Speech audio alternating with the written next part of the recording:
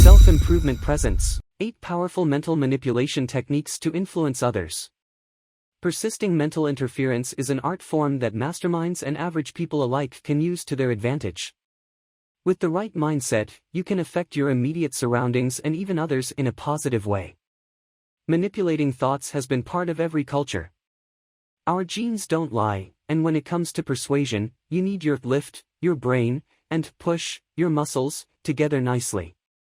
In this video, we will discuss some powerful ways to manipulate the minds of others. Many of these methods are gender neutral, so if you are a female-centric article, you can also read this one.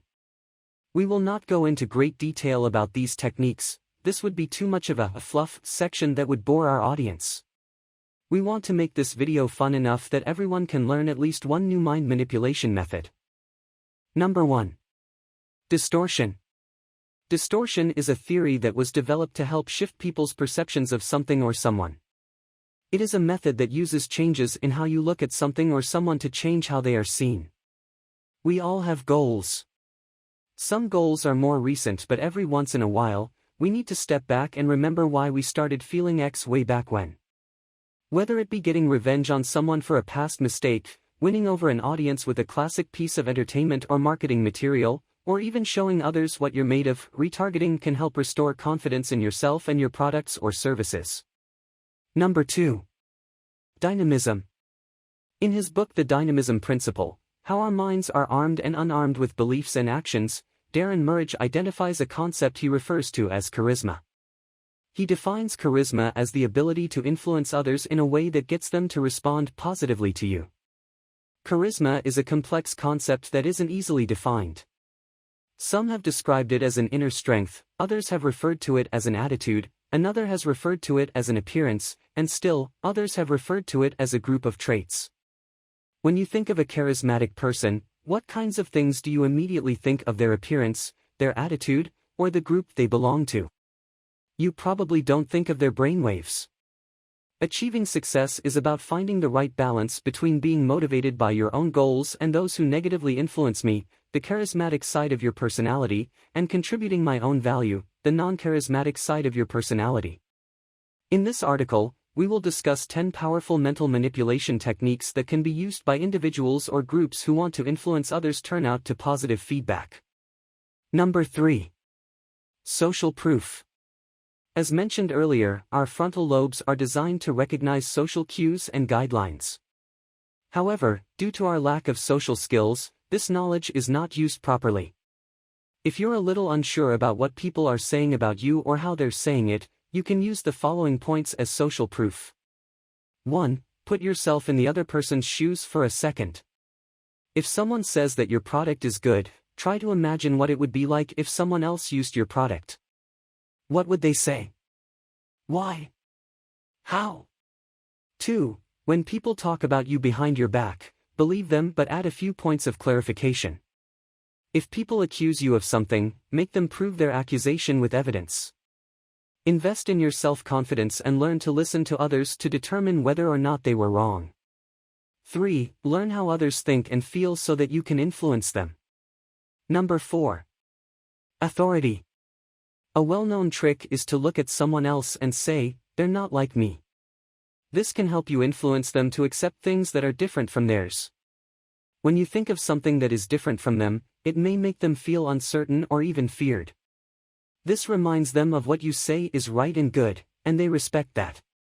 You can also use this when trying to influence others. When you think of a thing or a person who is good, you can say, "They're not like me. They don't have the same problems I have. They must be very successful or nice to be able to cope with what I go through." Number 5. Reciprocity. The term reciprocity was coined by the French Savoy tribe to describe a fundamental principle of human nature that we should be careful not to deprive others of something that we want for ourselves. We should be willing to give something to get something in return. For example, if you want a job, you must put in a lot of effort and pay attention to the company and its products and services. If you want a job, you must pitch your resume and interview preparations properly, even if the company does not respond. If you do not get a job because your presentation was poor or because the employer did not like your hobbies or your appearance, You paid for it back by being in this position. You prepared hard enough to land a job, so they should give you one in return. This principle of reciprocity is what gives us confidence in others. When someone at work applies for a position at another company and asks if they have ever worked with them before, most people will answer no. However, they would answer yes if they were impressed with their previous performance or application materials. Number 6. Consistency. Having a set of behaviors or attitudes that you want to exhibit in every situation is called consistency. This is important to have in your mental arsenal for all situations. We all have our own ways of doing things and we sometimes prefer them to others, but that does not mean we will always enjoy them. You must learn to replace your less favorable behaviors with the ones that are most consistent with other people you know. For example, people who use shady methods when trying to get something done are usually not the people you would want to trust with important things like buying a house or starting a new project.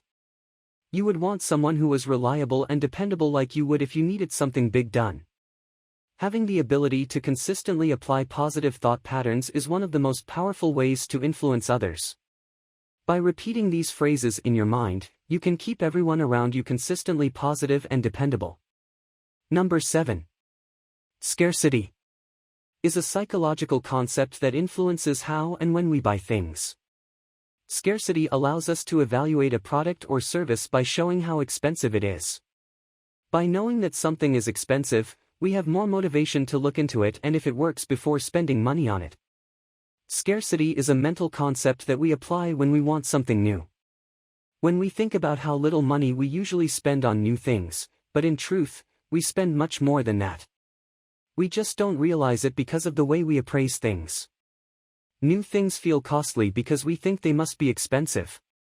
We judge new things by how old they are and if they work or not.